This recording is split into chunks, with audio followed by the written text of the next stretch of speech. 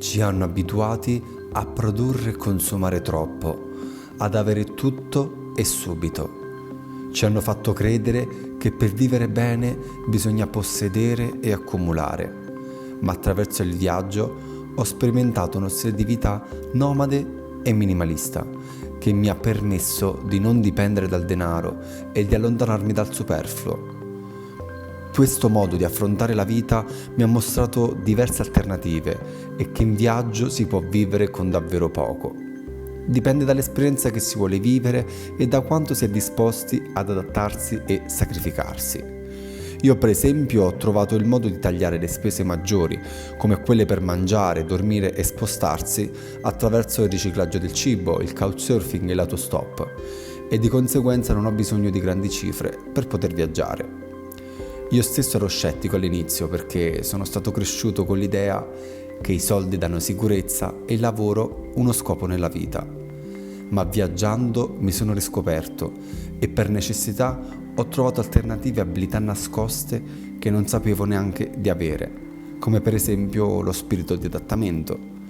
Sperimentare cose nuove sicuramente aiuta ad ampliare i nostri orizzonti su nuove opportunità di vita e a percepire il mondo nella sua interezza e complessità. Come dico sempre, il mondo è fatto di infinite opportunità, mentre i limiti sono solo nella nostra testa. Adesso fermati un attimo e rifletti. Avevi mai pensato che il tuo tenore di vita è direttamente proporzionale al tempo che devi sacrificare lavorando? Io invece ho provato ad invertire questo sistema e ho sperimentato uno stile di vita facendo l'esatto contrario. Ho messo al primo posto il mio tempo e ho ridimensionato molto il mio tenore di vita. Niente casa significa niente affitto e bollette. Niente macchina significa niente assicurazione, bollo e benzina. Ma soprattutto ho rinunciato al superfluo e al consumismo in generale. Se ti sembra di dover rinunciare a troppo, devi sapere che questo è il prezzo da pagare per la libertà, ovvero lasciare andare le cose materiali e rallentare, per concedersi il tempo di vivere ad un ritmo più umano.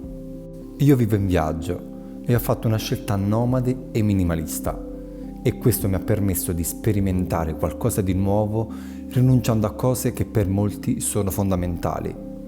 Ovviamente non è una vita per tutti e non bisogna dover rinunciare a tutto. Il mio vuole essere solo uno spunto di riflessione su quanto le nostre azioni influiscano sulla nostra quotidianità, sul modo nel quale investiamo il nostro tempo e di conseguenza sulla nostra libertà. Spesso ci circondiamo di oggetti e riempiamo le nostre vite di cose materiali, lavorando tutta la vita per pagarle senza renderci conto che il vero prezzo da pagare è il nostro tempo. Quindi, per essere davvero felice e vivere meglio, io ho ribaltato il sistema. Invece che vivere per lavorare, lavoro per vivere. Ho adottato uno stile di vita semplice, senza eccessi, rinunciando al superfluo. Riducendo il mio tenore di vita, posso lavorare meno e avere più tempo libero. Rinunciando alle cose di valore, non devo lavorare costantemente per doverle pagare e in cambio ottengo il tempo. Quel tempo che investo su me stesso, sulle mie passioni e che per me ha molto più valore di qualsiasi altra cosa. I soldi sicuramente non valgono quanto il proprio benessere e la propria salute. Sono scelte di vita e non esistono quelle giuste o sbagliate, ma solo quelle adatte ad ognuno di noi.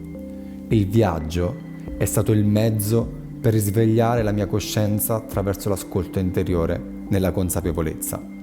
E se ti posso dare un consiglio, non sprecare il tuo tempo e fai quello che sogni da tempo.